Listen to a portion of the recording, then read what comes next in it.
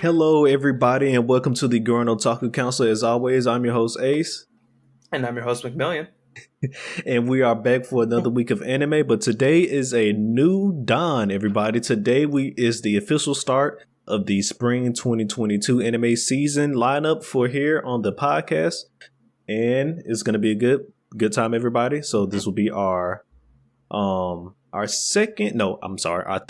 season going on here, if you will. And hopefully we have another good season as well, another good season of anime. And hopefully, it's just a good time, just like last time. But with that being said, if you would like to be a part of the council, become a member and join us every week as we discuss all things anime and sometimes manga, then make sure you hit that like and subscribe button as well as follow us on our social media so you can stay up to date on all things about the council. And with that being said, the council is now in session. Let the meeting begin. All right. Hello, everybody. Welcome back for another week. And as I previously stated, this will be the first episode for our new series, the Spring 2022 anime series here for the Gurren Otaku Council podcast. And, we're excited. Another new season, another new lineup of anime. So, let's go and hop into it. And let's start on with some council announcements. And for our council announcement, we're going to start up with our lineup that we have for this spring. So for this spring, here is our lineup as follows. We're going to be going with The Rising of Shield Hero Season 2, SPYxFAMILY Season 1. Hopefully only Season 1. Maybe there will be a Season 2, but SPYxFAMILY, as well as Tomodachi Game Season 1. So that is our lineup for the spring 2022 anime season. We hope you guys like it. We hope you guys enjoy it and maybe learn something new along with us today as we go along this journey for the spring season. So our next announcement we have for today is I'm just going to get this one out the way, get the sad news out the way first. So 86 had their first year anniversary event. And unfortunately, there was no season 2 announcement. There was not, thankfully, though, there was no wording like, we're not planning on doing a season 2, but we did not get a season 2 announcement. So for all the 86 fans out there that was hoping for a season 2 announcement, no, we're just as sad as you are. We didn't get it, but hopefully we get it within the next few months here or so. Time being, because I'm trying to keep McMillian from going and reading the manga / night novel. They are in my cart just waiting. Trying to keep that from happening so we can continue, featuring 86 on this here podcast here. Mm-hmm. So, yeah. But no, like I said, go ahead and get the sad news out the way. But let's go on to some good news. So, the Bubble anime, this is a Netflix anime. It is scheduled for a release date of April 28th to come out on Netflix. So what do you think about that, Jay? I know it's another anime movie, right? Not a series. Quick, it's another anime movie. I don't know if you remember from the trailer and the little snippet that they showed, but basically there was like a whole bunch of bubbles in the air and stuff. And it was like people parkouring through what I assume to be Tokyo, jumping from bubble to bubble and stuff like that.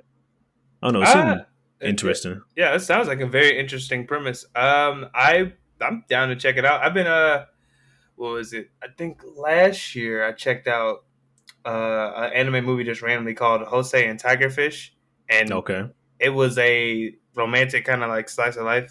Was it another Netflix anime? No. It was an actual it was one that released in theaters. Okay. And it was actually pretty good. I really enjoyed that, so I'm down to check out random anime movies. See. All right, so moving on from there, a new anime was announced today. The Hat Atelier anime got announced. This is a manga that is currently in Civilization now, but the anime got announced. Oh, there go the manga right now. McMillian is showing it up. I'm in the middle of the first one. So why don't you give us a little bit of about the Witch Hat? So if you guys are interested in magic and fantasy, highly recommend. It's also got really nice art if you can't tell from like the cover, but really dope art style. But it basically focuses on this girl who dreams of being a mage.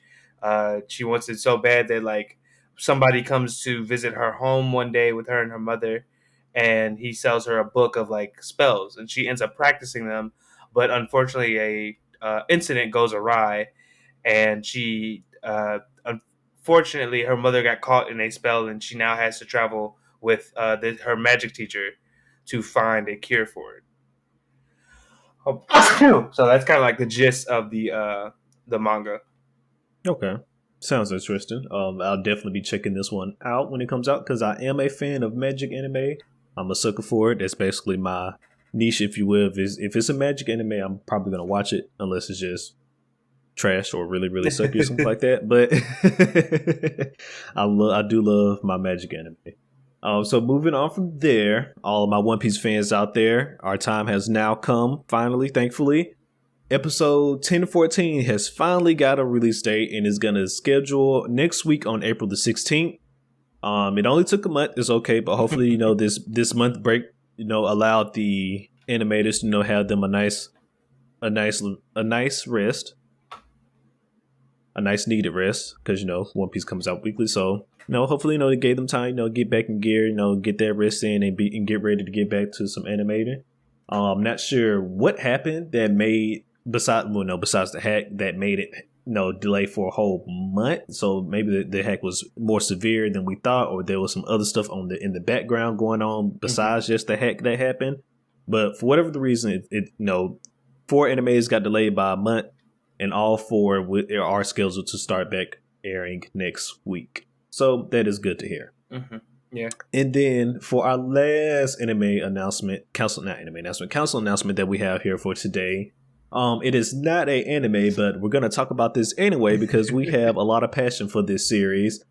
Today, Kingdom Hearts 4 was announced, and if you don't know what the hell Kingdom Hearts 4 is, then I suggest you go look it up.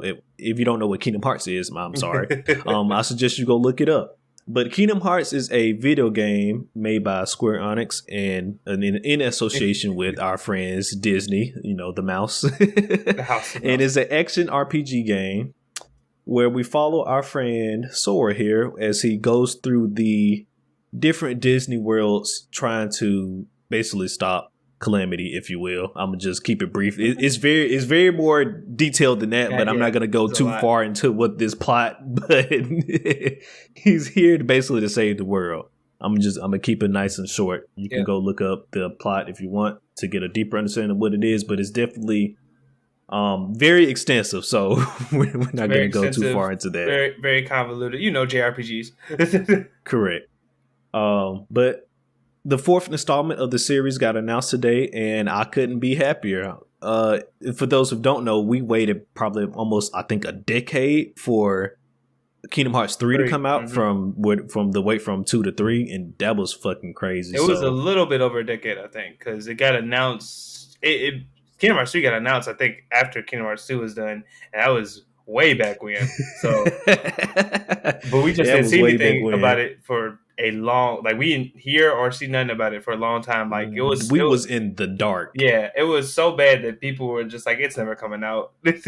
I held out hope though, and then when it came out, I was like, see, it came out. So, yeah, it's good to get such a quick turnaround. I feel like for 4, like it's only been 3 years. I want to say 2 to 3 years. Yeah, about 2-3 years, something like that. People were theorizing that we might get a 2023-2024 release. I just want to be the first to say y'all not seeing that game in 2023. Y'all can go ahead and kiss that goodbye right now. 2024 maybe, but 2023 y'all no. You're not seeing this game. The newest Final Fantasy, I believe, is coming out at the beginning of 2023. And it's either coming out at the beginning of 2023 or the end of this year. Yeah. I can't remember. And that but it's one of the two. And just based on how that looked, looked like it got everybody and their mama at Square Enix. Speaking of Final Fantasy, what they showed off in the little teaser trailer today, Kingdom Hearts 4 seems to have more of a Final Fantasy type style to it. What do you think about that? I don't think it's well. The honest seems to be is that Sora is now in the actual world because the place that the girl said that he's at is actually a neighborhood in Tokyo. Mm-hmm. People were talking about. So the more photorealistic I think is fine. I just think Sora's look, like his aesthetic, doesn't pop as well as it does in like the other. Because usually when Sora has like a new style, I'm like, all right, he looking nice, my boy looking fresh, he looking clean. And this one, I was like, he just a dude now. He just out here, just here. Yeah, no, I feel you. I do. The style looks nice to me as well. Kind of, this will be the first style if they do decide to actually go with this style, and it'll be the first time we actually get this style instead of like a cartoonish type style from the video game, which is not bad.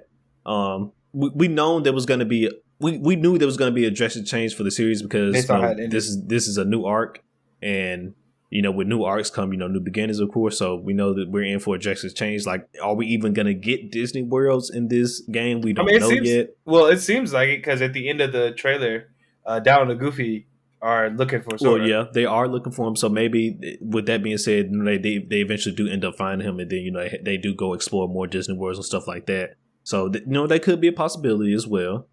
But we as of right now we just don't know. Yeah. Look, but as far as the gameplay that they show, how did you feel about that? Oh, that shit looked good. It almost looked too good to be true. But I mean, I don't know how long they've been working on it, and I don't know how if what they showed us is just that polished to that point. But it looks really good.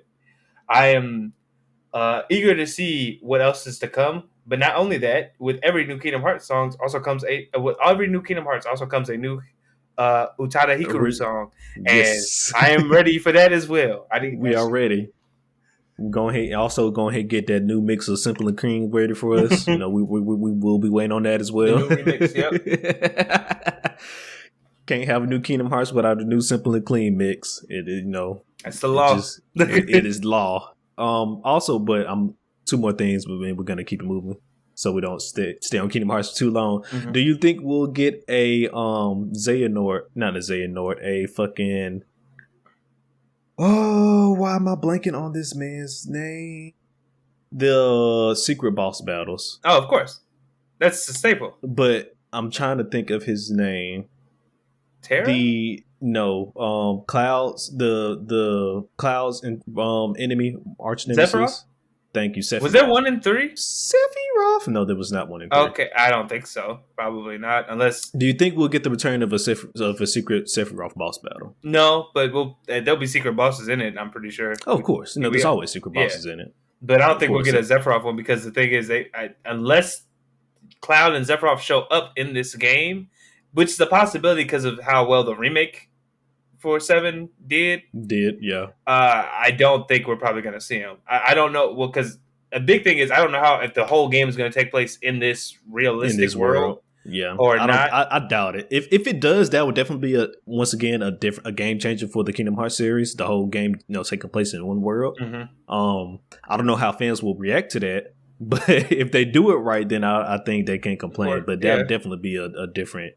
An extreme shakeup. I mean, we're changing. This is a whole new arc. Like, yeah, it is. So it's really hard to tell where we're going with this. But if they're not traveling to a Final Fantasy world, I don't think that there's a reason. Well, not Final Fantasy world, but like because Kingdom Hearts has its own original worlds that have like Final Fantasy characters in it as well. So if they're not doing that, then I don't think we're gonna see Sephiroth. Okay, all right. Well. That sounds good to me then. Me personally, I'm hoping we get another Sephiroth secret boss battle. I don't know why we stopped the tradition in Cage 3, but hopefully we can bring it back for Cage 4. And, just keep it going. Unless they want to start up a new, tradition since this is a new arc with a new secret boss being who knows who. But if they want to do something like that, that would be dope as well. Mm-hmm. But all right, so we're just gonna stop talking about Kingdom Hearts 4 now, and we're gonna go into the episode for the day, and we're gonna start with a new anime, the one that came out recently, Tomodachi Game. Mm-hmm. We're gonna preface this by we have no idea what the hell this was before we watched it. We didn't know what, never heard of this before. We just looked at the spring lineup. Out of all the other spring lineups, it seems like the last interesting show out of the rest of the animes that's airing this spring. Mm-hmm. So I'm sorry if I'm butchering some of you guys' anime that's out there now. I just don't know. If you have some recommendations for spring, please let me know. Because as of right now, I only see 3 good animes. So if I'm wrong, please let me know. But so we're gonna get into it. So McMillian, why don't you go ahead and give us the general plot, if you will, of Tomodachi Game? Yeah, so the general plot of Tomodachi Gang is basically these five friends: Yuichi, Katagari, Shiho, Sawar, Ragi, sorry, Utorai, Rogi, Shinji Mikasa, and Makoto Shibe. Basically, the whole centers around the whole show seems to center around them and their friendship, and Yuichi's problems with money. Like from the beginning of the show, we get a basically brief glimpse of that. He has been struggling with debt. I'm not sure if it's like debt that his family left him or just debt he generally has, but he's struggling with money. His other friends don't seem to be okay, or I don't know if they're well off, but they just seem to be fine in that regard. Until one day, basically, two of his friends, Makoto and Shiho, end up losing money for this class trip, which was apparently 20 million yen.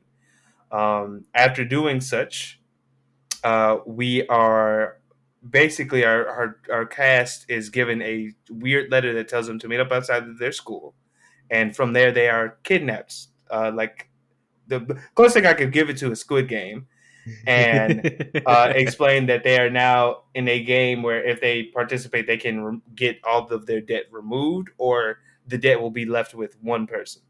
All right. And before you go too far, the our I guess you could say our cast here, the friend group, first impressions. Um, I don't know what to think of them yet. The one that we have the most background on is Yuichi, and I'm gonna just be real. It seems like his family is not the greatest because we get one scene in this in the show where his grandfather, I think, is telling him that the only thing that matters in life is money. Is money. So that's a terrible way to start off a child's moral compass. And then the second thing was his mom talking to him and telling him there is one thing more important than money, and that is friendship or friends. And I was like, okay, so this boy has two moral compassi right now, and one is friendship and one is money. And I was like, this is not going to end well for anyone. I feel like. Besides him, though, I'm not. The other people they haven't really shown me much of their motivations so far. But like what they have shown is that they seem to be they seem to be a very caring friend group, at least. Like I don't know if but that doesn't necessarily mean that you guys are tight. Correct. Yeah. Did you also notice what seemed to be, I guess you could say, a love triangle, if you will, between our main character and the two female protagonists as well? And how do I feel about that?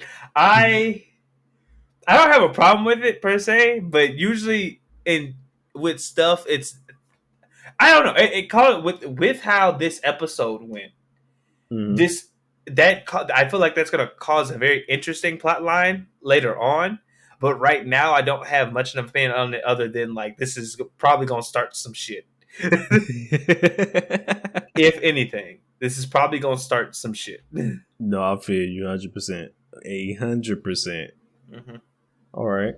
So, yep. Well, going on from there, as our friend McMillian said, they got abducted, Squid Game style, and they ended up in this weird room. It's an all-white room, almost like a panic room, if you will. Yeah. And they're met by this mascot, and forgive me, I do not remember the name of the mascot, but basically the mascot is this. The mascot is called Manabu-kun. Manabu-kun. There we go. And that's why it's two of us. He's from a old kid show that apparently got canceled because it had they said it was very dark. It was either like dark or it had like very graphic stuff in it. And I was like, all right, so cursed doll thing got step one. So you can start see the relations between Squid Game and this show now. The only difference is the mascot in this anime actually talks and moves, unlike that first, the original mascot of Squid Game, if you will. I guess we can call the girl from the playground the original mascot. Mm-hmm. Why not? She was just Squid Game. Yeah, she was just one thing, but this guy seems like he's going to persist throughout the anime at least. Correct.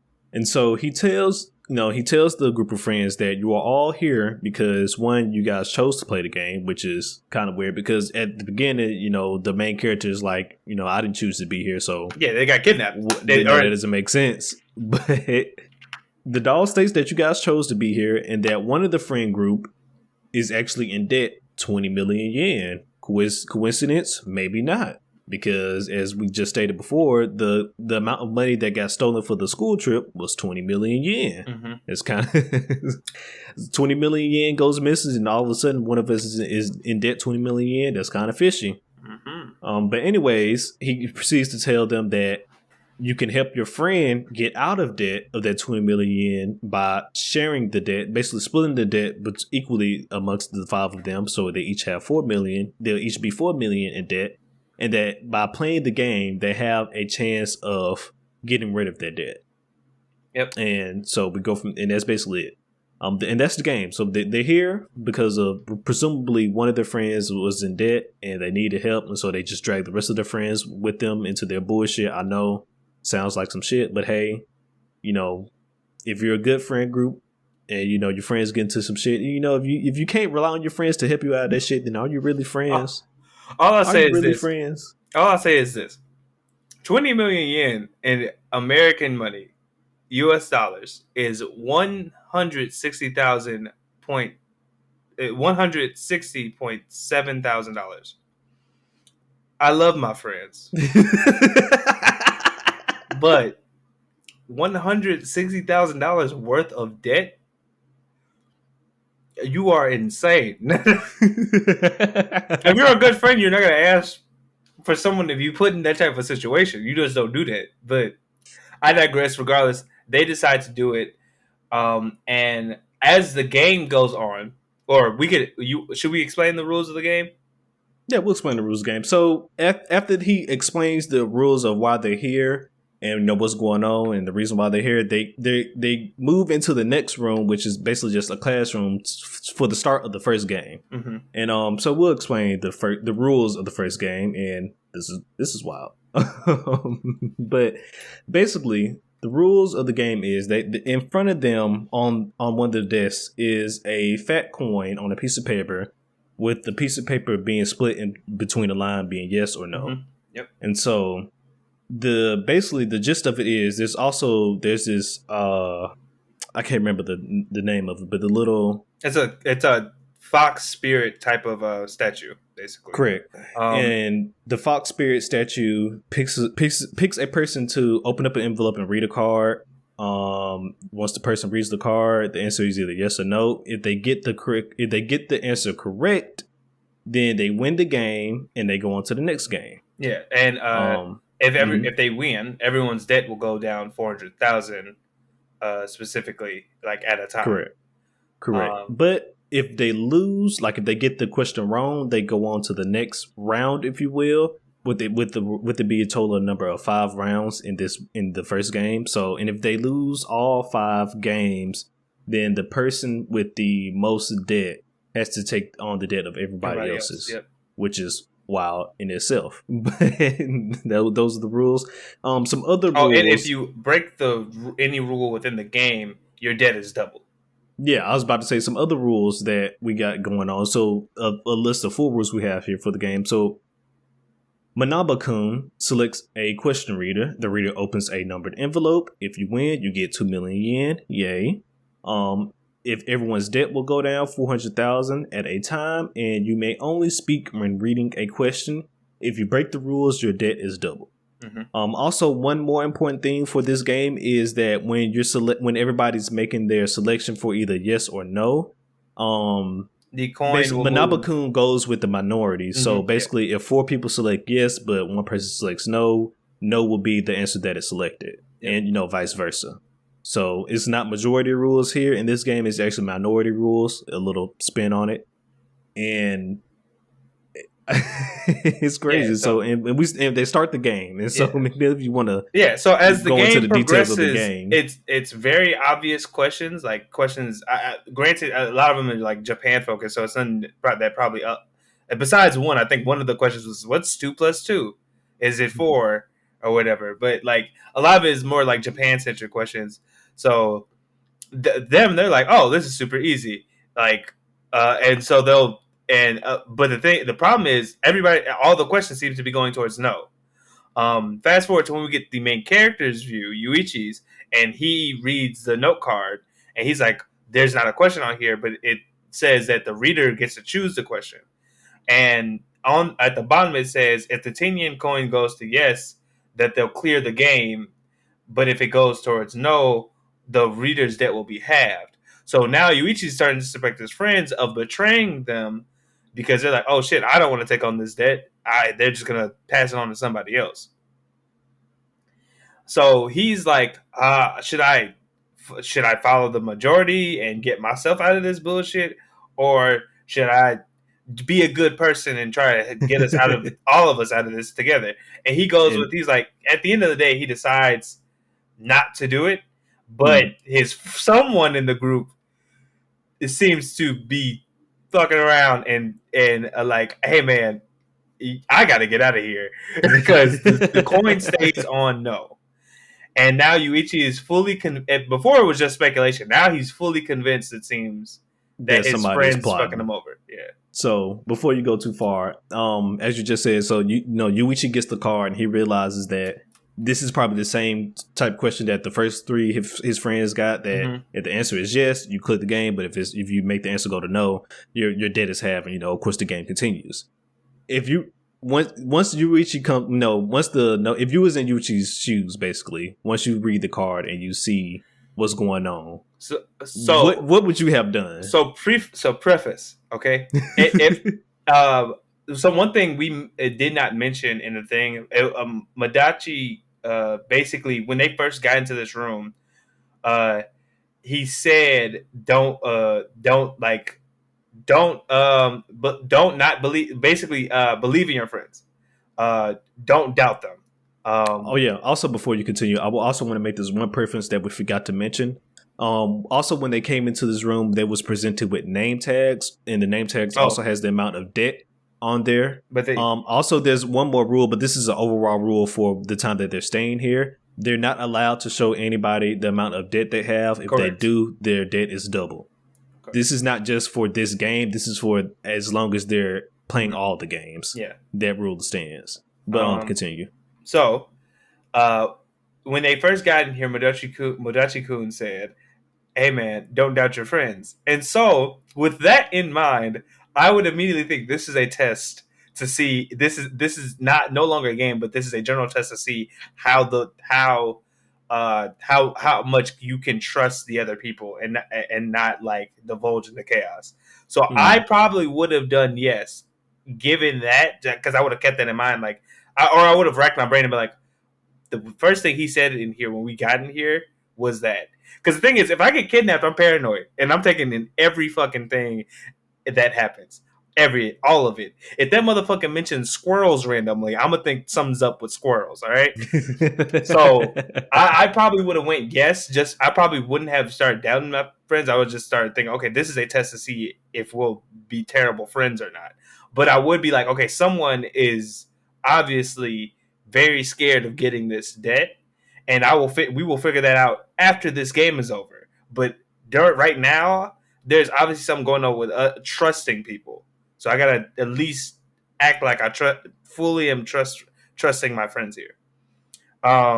If that was not said, I'm picking no. You picking? I'm picking no. And here's why. If earlier in the game, 2 + 2 = 4 got to know, I already know from jump that somebody's trying to fuck me over. And I'm not gonna let it happen. Now, granted, going for it, huh? Now, granted, Yuichi, to get back a little bit into the episode, Yuichi is also put in the position because he's right before the last person, and his whole thing is the last person probably won't get the opportunity to do what everyone else has done. So he's like, "Oh shit! If I don't save us now, she's fucked." Basically. So. If I was if you wanted to talk about that situation, I don't know. That's a hard thing because I don't think I could consciously try and pick no if I know someone else was gonna get fucked over. Get fucked over. Yeah, no, I Yeah, feel because you. So it's different if the people before me, like, I ain't letting yeah, that shit happen. But I'm also like, I ain't. You haven't wronged me yet. You yeah, I know, feel you. So like, I guess with that being said, if you were the first person to get the envelope, you know, it says the same thing that it's oh, on I would your have, I would Reese's have said, I card. would have tried. You Yes, going yes? yeah. And you're just going to immediately end it here If with it, yes. You know. if it's the people that try, like, for instance, if it's I'll use my D&D group. If it was y'all, no, I wouldn't. I have no reason. It's like that. Yeah, I would. I'm saying, like, I'm not saying I'm choosing no, but I'm saying, like, I'll choose yes because I'm not gonna fuck y'all over. Like, y'all my I was boys. about to say it's like that, homie. I was about No, to I'm say don't saying, worry like, y'all. about it. I'm saying, like, I'm picking yes because y'all my Okay, boys. Y'all and my we're just gonna end it there, and we're gonna go and take this game. Yeah, I feel you. exactly. I feel Because what the you. fuck? Like, who the hell am I to try to put my dent on y'all? That's stupid. But, like, if I was the second person or the third person and we out here just picking, no, I'm all right. We first off, motherfucker, what the hell? So that's how it is. It's like that. Now, Okay. granted, I don't know what was said on the other two cards, but if I'm of the mind of Yuichi, then I probably would pick no because I'm just like thinking, yeah, these somebody in here is Yeah. being an ass. Yeah, we don't know like you said, we don't know what's on the other the three cards, but we're assuming just along like with the MC that the other three cards had the exact same thing that his has on it. Especially like the one, like you said, the one probably one of the dead questions giveaway. Does 2 + 2 = 4? Yes or no? Like, of course, 2 + 2 = 4. Like, what do you mean? Like, so But that shit went to Nor. So, like, hey, yeah. yeah. So with that being said, we can only assume that, like, being in MC's mind as well, that yes, the other three cards did have the exact same one. You are correct. Your friends may be being some beaches here, but apparently there might be a way to kind of get over this. But so before the last person goes and speaking of which, the last person, just so you all know, is Kokorogi, I believe. correct, the brown haired girl. Yeah, it's a small chick. If I said the wrong name, I apologize. No, this is right. Okay. Yutori. Yeah, that's her. But anyway, so yes, Yutori is the last person to go, and she reads out the question. But before they get a chance to answer the question, all this stuff, we flash to a hidden room, if you will, with cameras everywhere, and there's these two mysterious female characters just basically observing the games. She also mentioned that one of the girls mentioned that Group C is going to lose in this round or whatnot. Yeah. But so when she said that Group C, that automatically lets me know that they're not the only persons in here playing this game, and that there's other people doing this.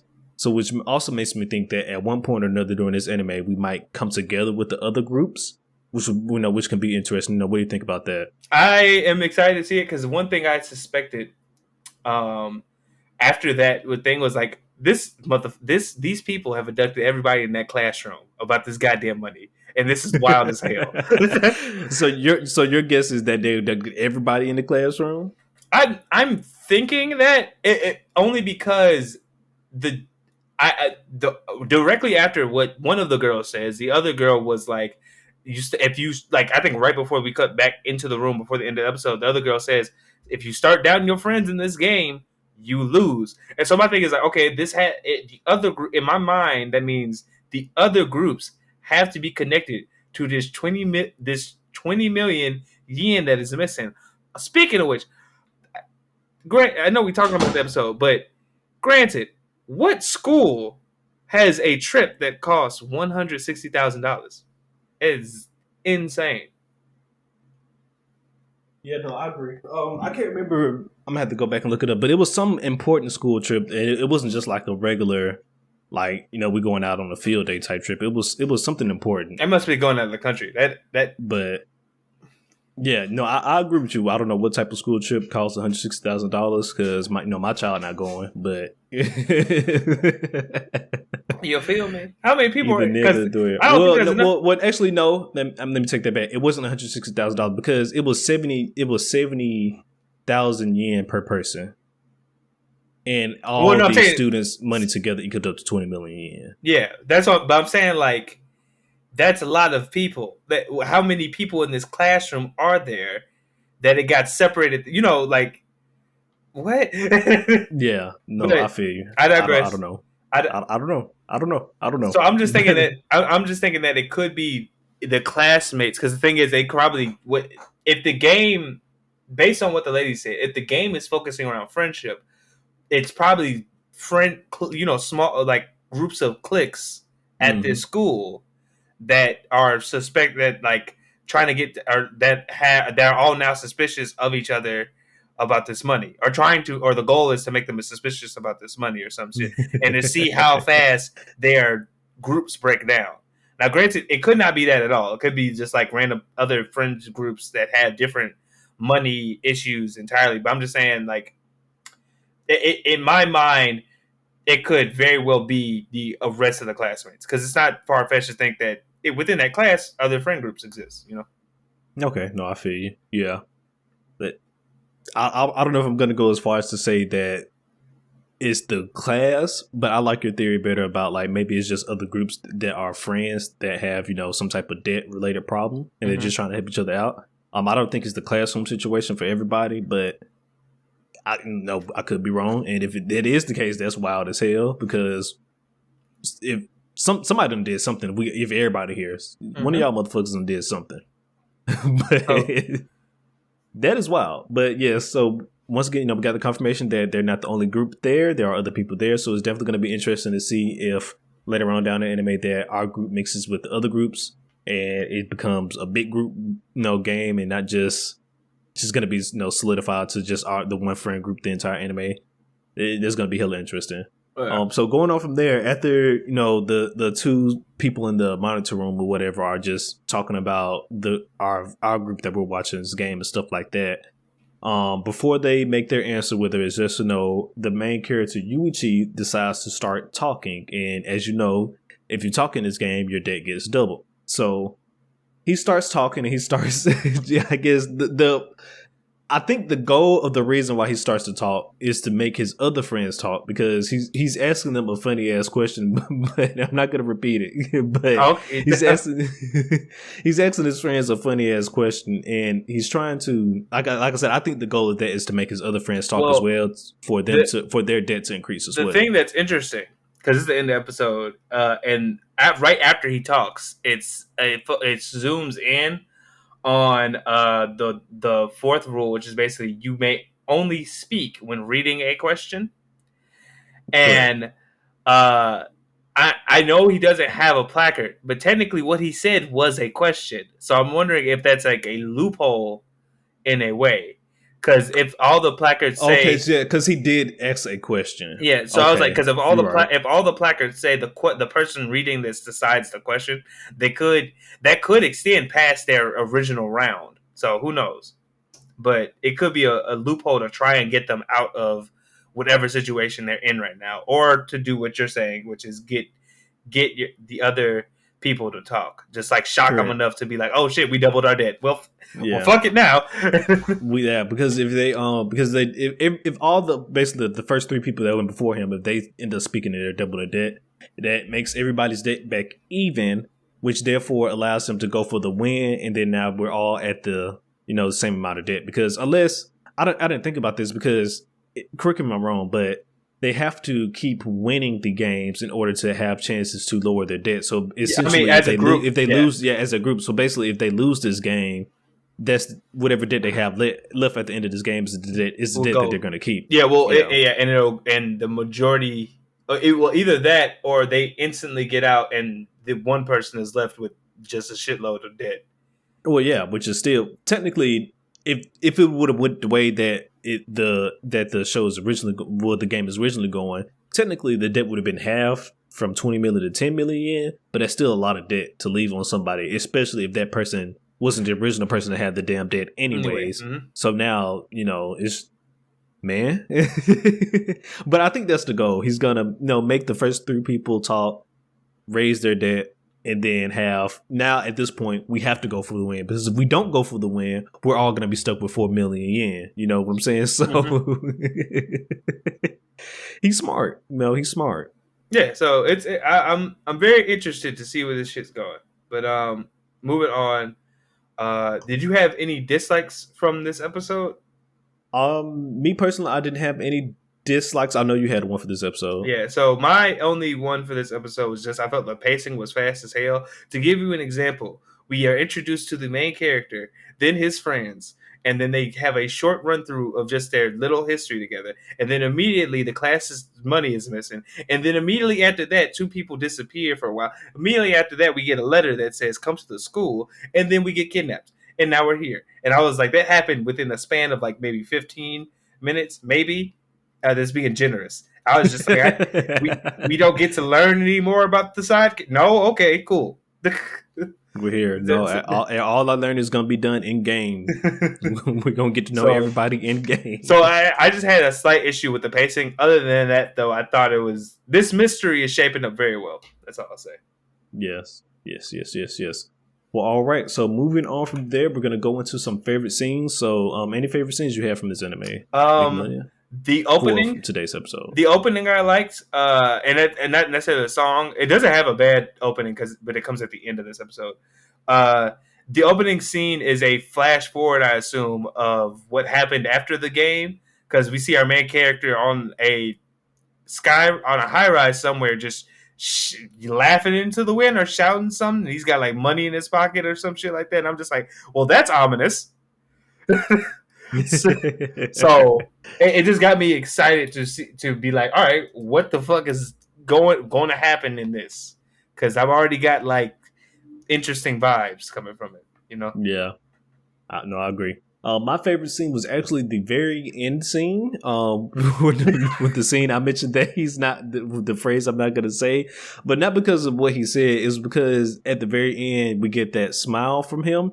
And it's a very like dark and mysterious smile, and it's just like, wait a minute, sir. You know, this whole time we've been getting here, sitting to know you, you seem more of like a quiet, nonchalant type of dude. Where's this energy that that you're exuding right now? Where's this coming from? So it makes me think. Like, then I didn't even I didn't look at the intro. So now that you brought up that old boy was standing on top of a tower, fucking smiling, holding money and shit, this definitely got me thinking, okay, what's up with this? What's up with old boy? Yeah, what's up with this MC?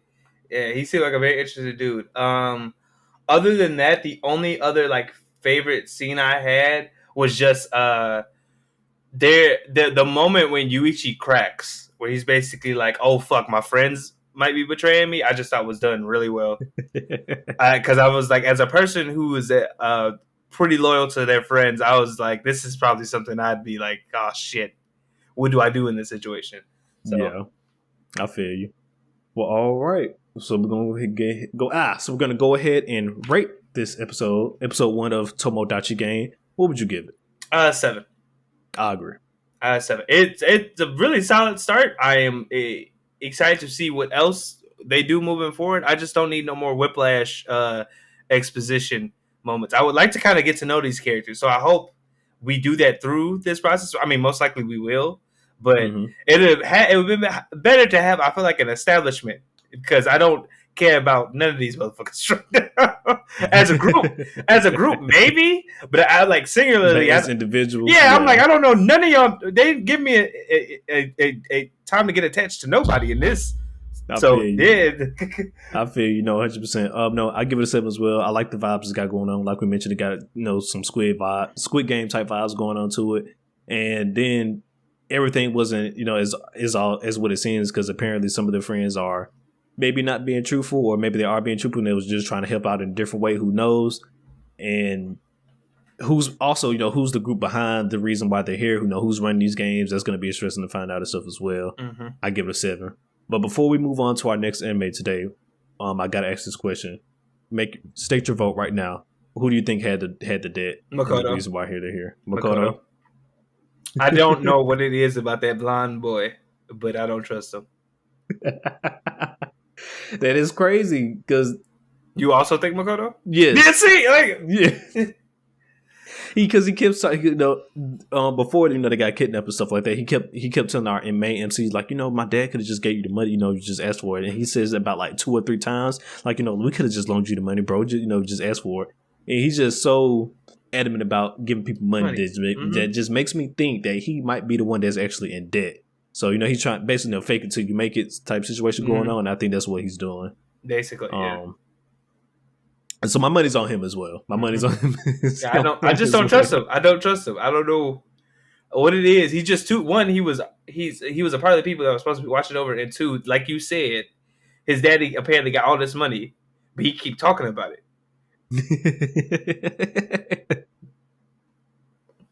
Yeah, so definitely, so Tomodachi Game is looking up to be an interesting one.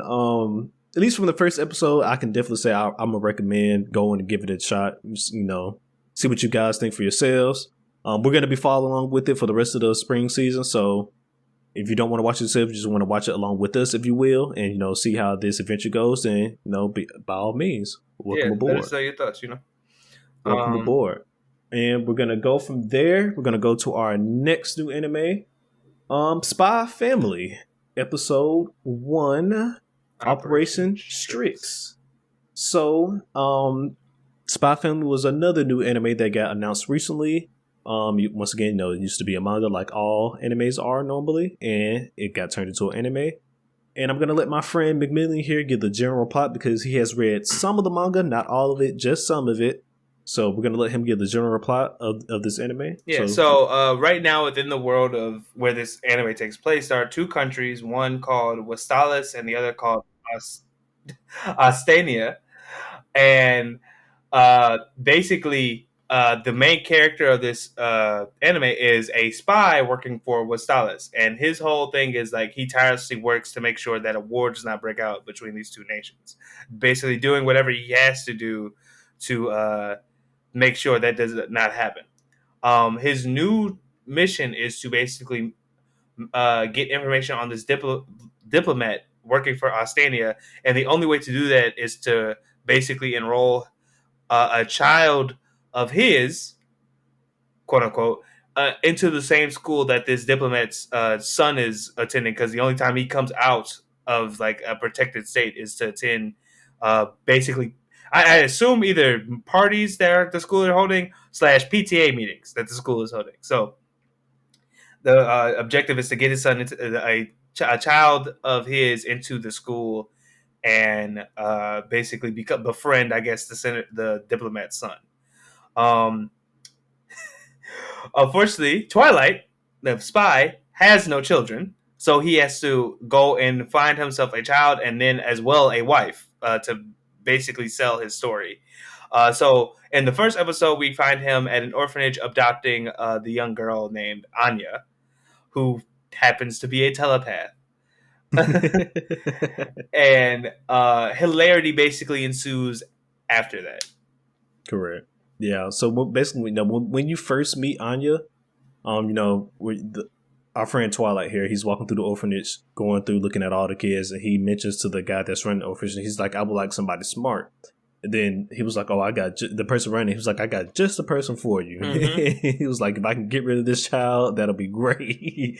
And that child was Anya. As soon as we meet Anya, you can automatically tell that something is different about Anya because she starts doing things. She basically starts reading his mind without us getting the verbal confirmation that she is a telepath. Like you start seeing her doing stuff that he's thinking about. It was like, oh, okay. Yeah, maybe she can read people's minds. The first instance of it is like, this child seems too young to go to school. She seems about like 3 or 4. And he was like, I need a 6-year-old child. She was like, I am 6. And I'm like, there we go. Sell it. You got to sell it, girl. Yeah. It was a nice little moment. Especially because he's like, I wonder if she can read or write. And then she picks up a newspaper to demonstrate that she's going to like try to do a crossword. And he's like, this is much too hard for a child. But he starts solving it in his head, and she does it too. And he's like, oh, this child's a genius. It's fucking hilarious. Mm-hmm. Oh, fucking hilarious. But yeah, so Anya's a telepath. She was being experimented on when she was a young child, if you will, a baby, a wee baby. We don't know what for. Oh wait, no, actually, no. Scratch that. We do know what for. She was going to be used in some type of plan to win the war between the West and the East. I don't know which side she's on. If you can clarify that, of the West or the East side. I think the country he's in right now would be Astania. So I guess he would have been used on the East side. Okay. because I'm assuming Westalis is the west side. I hope, because that name, I don't know what else you Yeah, could I be. feel you. I feel you. So there's that. And so he adopts Anya and they go and move into an apartment and just small cute little stuff start happening. Hmm. Anya's trying to show her worth as as a child, you would say, because she doesn't want to go back to the orphanage. She wants to stay Yeah, with yeah. our friend Lloyd here, well, our But friend Twilight at the here. same time, Anya is a very small child. So when Twilight, who takes the alias Lloyd Forger while he's in this country, uh, he he tries to have Anya study, and Anya's like, no study, me play like play around or like watch TV or something like that, or she wants to go out with him all the time, like anytime he leaves, and it just causes like hilarious moments, such as one time I think she's out like trying at a store and she's trying to convince Twilight to like buy her something, and he's like, oh, I'm gonna have to get rid of this kid. She just keeps like begging for stuff, and she like, starts crying. And she's like, and he's like, okay, I'll give you whatever you like as long as you stop crying. She's like, I like peanuts, and she instantly stops. She just turns it off. I was like, this kid. Hey, So, listen, she know what she got to do to get what she oh want. yeah, definitely. But at one point in the anime, Twilight has to leave to basically get the the materials they need to do his job, and he leaves Anya locked in the apartment after a very rousing game of hide and go seek, might I add. And he basically Anya breaks into his spy gear, and she alerts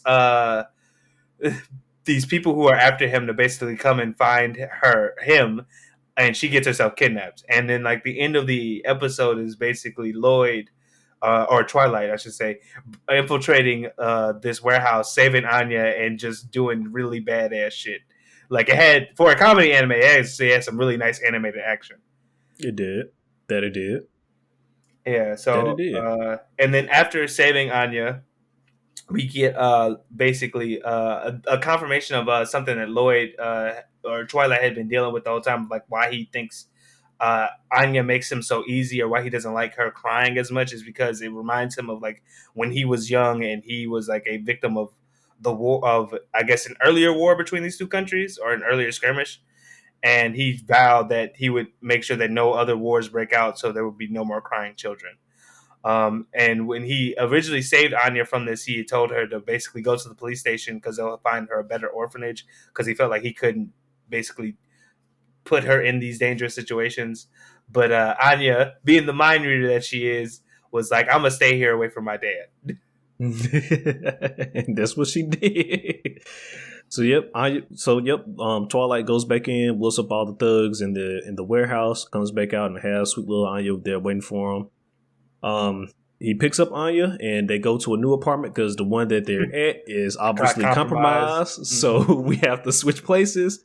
They get to a new apartment and we get another little cute little scene where Lloyd or Twilight, if you will, actually falls asleep, and he mentions like he can't believe he actually let his guard down around somebody else, which is hilarious. And it was like, sir, this is a child, This is a sir. baby. Like this is a child. Mm-hmm. And we get the end credit scenes as to where Lloyd gets a letter from the school, and there's going to be before that, Anya gets accepted into the school, but before she gets fully accepted into the school, they have to do a interview with the child and her parents. Mm-hmm. And he's like, "Oh shit, I gotta go find me a wife now." Yep, I gotta go find me a wife. And that's what we end the anime. Mm-hmm. Well, not anime, the episode. Yeah. And so that was episode 1. A nice little, cute little comedy slice of life type anime. I think I'm gonna enjoy this as well. It's not very action heavy, but that's not what this show is about. It does have action moments in it though, but once again, that's not what this show is about. Mm-hmm. It's centered about around the comedy. Twilight. Yeah, Twilight, Anya, and eventually the mom character. She's on the poster. I know her name, but I won't spoil it because Correct, Alex, because she hasn't gotten showed yet. Mm-hmm. So, as we say, but yeah. Before we move on to dislikes, general thoughts on Spy Family. When I read this manga, because I think I read it when it was just starting, like someone I think randomly recommended to me, and I got it like when it had 1 to 2 chapters. I was like, this is adorable as fuck. I love it. It is a funny ass. It's a good time, and I was so happy when I heard it got an anime.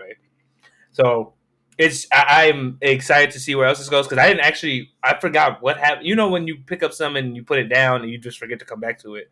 But when the anime got announced, I was like, okay, well, I think it's popular enough for we're probably going to see it for a while.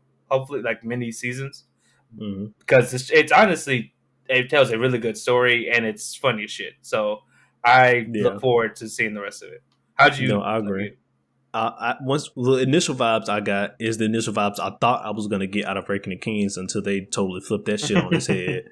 But because once again, I thought it was just gonna be us following along with Boji, having this nice, cute, adventure. Just we're here for a good time, not a long time. But they completely flipped out on his head. But that does seem the direction that SPYxFAMILY is going. We're here going on this little spy mission with Twilight, but it seems like we're going to be dealing with him trying to actually deal with actually having a quote unquote family because he's been living by himself for all these years and stuff like that. So he's gonna have to actually deal with being around other people for once. And like I said, I'm here for a good time, not a long time. So already the dynamic between him and Anya seems hilarious and wonderful. So I can't wait to see what type of shenanigans they get into in the future, as well as what type of dynamic the mother will bring in. What's her characteristics like? What's her personality like? What she's gonna bring to the family. So can't wait to see what she's gonna be like next episode. And I'm here. I'm ready for it. I'm enjoying it. I definitely enjoyed the first episode. Yeah. Moving on to dislikes, I didn't have any personally. I thought they did a really good job with the first episode. I couldn't complain. No, I can't complain either. All right, you want to get into your favorite scenes then? So yes, we will get into our favorite scenes. During, as we mentioned that, after Anya got adopted, all she really wanted to do was play and stuff like that. And she didn't really want to study. So one of the first things she did when she came into the apartment was she cut on the TV, and it was a spy show. And she's like, I like this show. She just wants to be a spy and stuff like that. And so as she's watching TV, or she was doing something else, I can't remember exactly what she was doing, but she's doing something else. And Twilight is sitting here chilling, ready to go out. But he was like, before I go out, I gotta lock the stuff up in the case so she can't get to it. And he says the code out in his head, and Anya's just sitting there listening, like, okay, that's the code. And then she goes into breaking everything. That was just hilarious. I was like, you know what? Even if I was just thinking to myself, what makes him? I know it's just him saying in his head, but why did he just go through the entire code like that in his head? I guess it's almost kind of repetition, and I can't really be mad at him because I probably did the exact same thing, right? Yeah. But it was just like, damn, that's wild. And she got his ass. That was I like that one. That was a good one. One of my favorite scenes was when she was trying to leave her inside, and it led to that basically whole game, almost impromptu game of hide and seek / tag, where she was like, "How did you get in the vent? What the fuck?" And she was like, "I can." And because Twilight's a spy, he has a thing to notice where people are. So all of her attempts didn't work, and he's trying to be super serious. And Aya's like, "I love playing games with Daddy." Adorable piece of shit. I'm done. And then my last favorite scene was actually after the hide and go seek situation. He finally ends up locking Anya in the room. I think he moved a trash can in front of the door. It was something big that he just tied to the door. Yeah. So he pushes up against the door. He leaves and he comes back and he notices that something is off about the door in the room. He walks in, and of course there's people waiting for him, and he goes ahead and give them a quick 2-piece, both of them real quick, and dispose of them very quickly. And that right there let me know, okay, even though this show isn't centered around action, we're gonna get some nice action pieces out of this show. Because listen, he was smoothing on their ass, real smooth, real nice. Mine was basically my last one was well, technically I have two more, but the last one, the second one is basically somewhat like yours. It's just the warehouse scene where he went around taking all them out. It was great. I fully had a great time with that. Did you have any other one before I get my last one? No, I'm done. The last one is just a period comedy / nice little scene we get with Anya and Lloyd where the moment they find out Anya got accepted to the school, Lloyd picks Anya up and is like congratulating her on like a job well done, and he then immediately like not passes out, but he like his body collapses, and he's like, "Oh, I let my guard down for once. I let my body relax for 1 second, and I collapsed from all the stress I guess I was putting myself under." And Anya is freaking out the whole time. She's like, "I'll be good. I swear. Just wake back, please." Oh, gotta love Anya already. I don't know. She's giving those same vibes that Boji gave me. It's just like, how can you hate this character? Mm-hmm. How can you hate her? How can you hate this character? Exactly. But anyways, go ahead and we're gonna rate this bad boy, and I'll give it a solid 8. Same. The only reason I'm not gonna give it like a 9 or anything is just because I thought we was gonna get the whole family together this episode. You know, just get the dynamic between all of them. Not necessarily needed. It was just something I just thought was gonna happen. But other than that, I'm loving the dynamic between Anya and Twilight already. For me, I gave it an 8 because not because we don't necessarily get the family on this one, but it's more of just like a lot of first episodes are kind of hard to get past like a 9 or a 10 simply because they're establishing episodes. They don't really get a lot to like the nitty gritty too fast, but I felt like they did a perfect job of giving me the characters, their motivations, why I should care about them, and then getting to like what the meat and potatoes, if you will, is of the show, which is the relationship that between Twilight and Anya, at least for this half, until we get the mother/wife into the situation. So I thought they did a really good job using their time wisely, like because they give you the background why Lloyd's doing everything, and then they give you the dynamic between the two characters, as well as some nice action from Spy Family. Yeah, so go figure. Hey, no, I agree. And we're gonna move on to our last anime we have slated here for today, everybody. The Rising of Shield Hero Season 2, Episode 1. And I must say, this was my most anticipated anime for this spring season. I think this was a lot. I think it was a lot of people's. I saw some earlier today, and someone confirmed basically we've been waiting on this for almost 3 years. Yeah. So, just to give you a quick, general plot of what Shield Hero is, if you've never watched it before. It's another isekai anime where we follow our main protagonist, Naofumi. We start up with him. He's in the library just we're looking at different books and stuff like that. And he picks up this one book, and I can't remember the name of the book, but the book has something to do with like 4 heroes and whatnot. And he starts reading the book, and he just magically gets sucked into the world he's in now. So, and we find out that was basically because of ritual. It was due to this ritual that the people in the world were doing, where the people who pick up those books basically it's summoned as the 4 heroes that they need. And the 4 heroes are here to basically stop Calamity from destroying the world. I know I use the word Calamity a lot, but it is what it is. They're here. They're legit here to stop Calamity from destroying their world, and the Calamity comes in waves, if you will. Yeah, and they basically have to prepare and level up. Also, this world is like a game style type world. So it's like an RPG, if you will, and they have to basically level up. So they basically have to level up for every wave, make sure they're strong enough for every level, and fight the wave off and prepare for the next one. That's the general plot of the story. Yeah, and we pick back up in season 2 with our boy Naofumi, where we see him Naofumi. I'm gonna butcher that a lot. It's okay. But we see him in his settlement that he created at the end of season 1, but this time the settlement seems to be more prosperous than what we left him off at.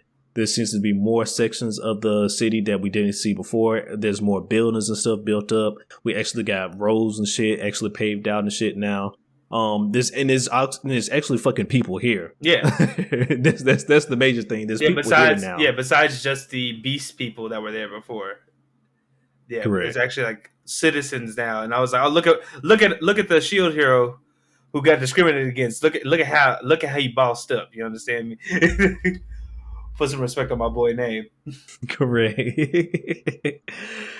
So it's definitely nice to see his little settlement that he's building is actually growing and prosperous. How do you feel about that, Millie? We get to see It's our great. boy actually doing great things. It's great considering how bad they treated him in the first season for just existing. So I mean, like, I don't know. It's just good to see that, like, he is in a better spot than he was when we first start. When we first got here, because that was terrible, tragic, Correct. if you would. Tragic. So we leave his settlement because the queen has summoned them because some shit has started to go down.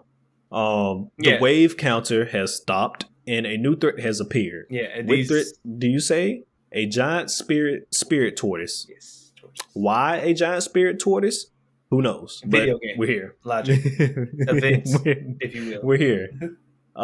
So the queen calls a meeting with all 4 heroes. The other 3 heroes, if you recall correctly, they're basically dicks, and they're staying true to that characteristic, and they tell the queen that they don't have time for this mess. They're here for the waves and nothing else, and they all leave. Nefumi being Nefumi, of course, he agrees to the queen's request, and he's going to go and fight the giant spirit tortoise. Yep. How is this going to go down? Find a giant spirit tortoise? Only time will tell. But he accepts the request, and off he goes. But before he goes into the Spirit Tortoise Kingdom, which is the name of the kingdom that he's going to, of course, he has to get ready. He got to get ready. You got to prepare his shit to leave. Yeah. We can't go on an adventure without prepping to go on this adventure. So we go, buy weapons. Everybody getting weapons and stuff. I will say this, if you guys remember correctly, the Shield Hero got a new addition to his party, a young lady named Risha. Mm-hmm. Who was actually banished from the Archer or the Boat Heroes party. Mm-hmm. He doesn't want to have anything to do with her because she's weak, so he banished her from his party. And Nefumi feeling bad for her, decided to pick her up and bring him in his party, and he's going to train her.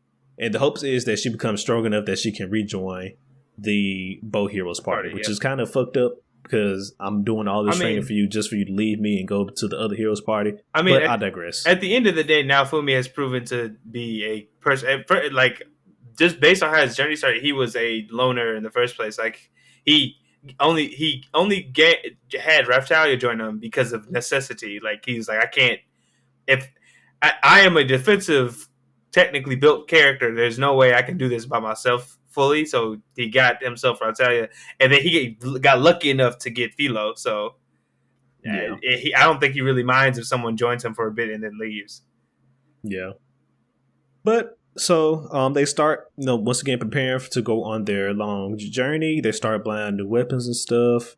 But before we leave, Raftalia has this wonderful idea, if you will, and I'll let you pick it up from here. Yeah, so if you follow us on the Gurren account on Instagram or Twitter, you know that you probably already saw the meme I posted about this. But Raftalia thinks it's an amazing idea to make Risha into a slave, because as you know, if you remember from season 1, slaves grow partially from anything that their master does. So Raftalia is like, if we make you a slave, you'll grow. Your growth will increase because you'll not only be growing from like the things that you do, but the things Naofumi does. And Risha at first is hesitant, but then she's like, you know what? I'm a simp, and I'll do whatever it takes to get back into the Boat Hero party. And she signs up. I'll ask how you felt about it, but I'll just say this: that was uncomfortable for me a bit. Listen, Chief, I'm gonna be real with you. I forgot Raftalia was even a slave until we got to that situation right there. And because she pulls up, why don't you become a slave like me? And I was like, oh yeah, that is. We did go through that whole thing of her choosing to become a slave. To stay a slave. Well, yes, to stay a slave, because that Foamy did free her. I just want to put that out there. He did free her from being a slave, but she was like, no. I want to choose to still be your slave. I'm enjoying being with you so much, and you're the person that saved me. So I'm going to choose to be your slave. Everybody, she's a slave by choice, not by circumstances, if you will. So there's that. But as far as her asking Risha to become a slave, she was out of pocket for that 100%. She was out of pocket for that shit right there. I cannot condone. Because like I said, I had forgot that she was even a slave until we got back to this point, and I was just like, what made you think that this was a good idea, Ratelia? Like, you're the only person that willingly accepted to be this. So what makes you think somebody else would willingly accept to be a slave, even if it's for a good reason? Like, where's your head at, Raftalia? What are you doing? Exactly. What are you doing right now? Hey, I guess it worked out regardless. So from there, our party, if you will, Naofumi's party, journeys to basically where the last sighting of the spirit tortoise was, and unfortunately the illusionary monsters that the spirit tortoise, I guess, exudes. I don't know exactly if they just come from him or he sicks them on people. I'm not sure. But they attack a town, and Naofumi and his gang are luckily there to stop it. After doing so, though, a woman dressed in green garb, and I don't know, it looked like she has tattoos or shells on her body, approaches Naofumi and says, oh, you're one of the 4 heroes of legend. And Naofumi's like, yeah, what's that to you? And she's like, I have a mission for you. Kill me. And then that's where the episode ends. And you just sitting there like, what? Yes. Yeah, so a very, very quick episode this episode was. It was just, it just got straight to the point. The hero city's doing good. There's this new threat, the spirit tortoise. We got to go kill it, gather our things, and we're on our way. So it was very straight to the point. But other than that, the return of Shield Hero, how you feeling, McMillian? I think it's going good so far. I'm interested, especially because there was something we forgot to mention. It's very small, but during the course of this episode, Naofumi gets in contact with the queen of Philo's race. I forget what they're called, and basically asks her, "Is this the situation she warned about in the prior season?" And she basically confirms that yes, it is. That if the 4 heroes don't work together to stop the spirit tortoise, then the world apparently will suck. Their world will basically end. And now Fumi basically has to figure out how to get the other 3 motherfuckers over there to stop the spirit tortoise. With that in mind, I think we're in for a very interesting season, and I was not prepared for the thing she warned about to come to pass so early. But Correct. Since it is here, I am very excited to see how this all gets sorted out, especially now that I'm like, is the sacrifice they have to make that woman? Correct. Or because I'm very interested to see how that'll go along, how she ties into everything, No, I feel you on that. 100% feel you on that. Well, moving on from there, we're gonna go into some dislikes here. Did you have any dislikes for a Shield Hero? No. A nitpick I could say is just I don't like Risha right now, but that will probably be solved later. Because, yeah. But I agree. Risha is she's a big simp, but it's okay. Big simp energy. If I did have one dislike / nitpick, it was just be Raftalia was out of pocket for asking that girl to become a slave like that. I don't know what she was thinking. She had good intentions though, but please, Raftalia, we're just gonna leave this you thing, okay? You got one friend with you somehow in this, but we're just gonna leave this a you thing. Moving on from there, we're gonna talk about some of our favorite scenes here, and I'll let you start us off. Favorite scenes. So I didn't have too much. One of the things I liked was during the meeting with the queen, Naofumi asked about Melty, like how she's doing, and we saw that from the actions of traveling with Naofumi, she became a healer for the kingdom. Like she decided to use her talents with magic to basically help people in need, and I was like, there she go. Because I was really surprised by the end of season 1 that Melty ended up becoming a permanent member of his party. I mean, I understood it; it made sense. She's very young and the princess of a nation, so you can't just be traveling around with the hero the whole time. But be still in princess. It's good to know that the series didn't forget about her, because a lot of times with these shows, the moment you off camera, you don't exist no more. No, I feel you. I don't have a lot either. But my first favorite scene is basically at the very beginning. We'll be just getting a broad overview of the hero's establishment. Now you just got to see how prosperous it is and stuff like that. It was just good to see that his village is actually thriving and stuff like that. So, loved it. because when we first saw it, it was all run down and everything. And just to come from being a rundown village to a village that's full of people and full of life now, it was wonderful to see. Yeah. So that was very good. I agree. But my second favorite scene, I think, was probably it's controversial because I don't. She was out of pocket, but that shit was hilarious as hell. Reptalia asked that girl to become a slave. I it was I was like, what the fuck? But at the same time, after thinking about it, I'm like, I mean, I get that you don't know no better, really, truly. You still kind of a child. I keep forgetting that, even though you look like an adult, you are still like a child. So I mean, I guess, but I died when that happened. I died laughing though. It was so funny. Correct. No, I feel you.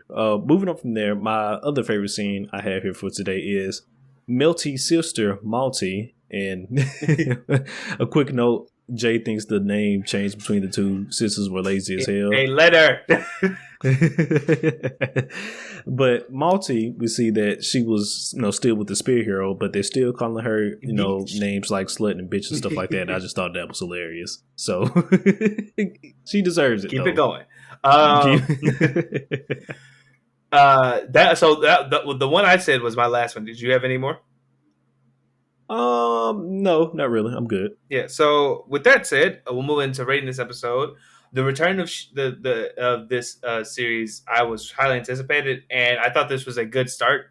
Not the strongest, but I thought it was still good, so I gave it a 7. Okay. Yeah. No, I agree. It wasn't the strongest start. I was, teetering between a 7 or 8. Simply because I think, like I said, it wasn't the strongest start, but it came in, at least for a first episode, explained what was going on, and kept the story pushing. Like it didn't. Yeah. It basically this episode didn't feel like a filler episode, if you will. So I think it did a nice job of just keeping the story moving forward, and I'll get either a 7 or an 8. Okay. And we also did get some nice action out of this first episode as well. Yeah. We also got to see the Wrath Shield again this episode. Was it called for it? No. It may have been a little overboard, but we got to see it again this episode. So that was nice. Definitely not called for, but hey. Yeah, no, I was talking to one of our friends about that. How Nephilim used the Wrath Shield, and he was like, "Hey, let my boy do what he got to do. Let him turn up." And I was like, "I feel you, but did he need to do it though?" I think that was the question. I think that was more for the audience than anybody else. It was more just fan service at that point. Yeah. Which, like I said, I'm not mad about it. It's just, it was nice to see. Did we need it? Maybe not, because I think we could have waited for a better return of the Wrath Shield. But it was nice to see it though. It was nice to see. We know that he still got that in his back pocket. Like, hey, don't fuck with my. He still got that thing.